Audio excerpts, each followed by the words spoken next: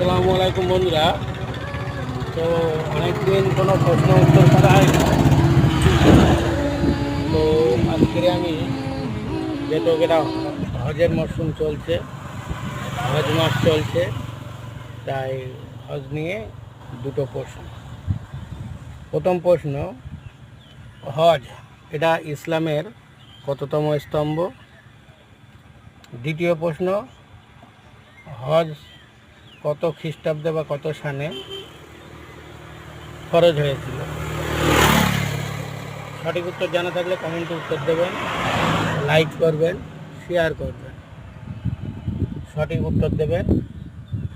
আমার প্রশ্ন উত্তর অনেকেই দেয়, ভুল বা ঠিক হয়, আমি আবার সঠিক করে দেই সেটাকে। তো সঠিক উত্তর দিয়ে দেবেন। আসসালামু আলাইকুম ওয়া রাহমাতুল্লাহি ওয়া বারাকাতুহু।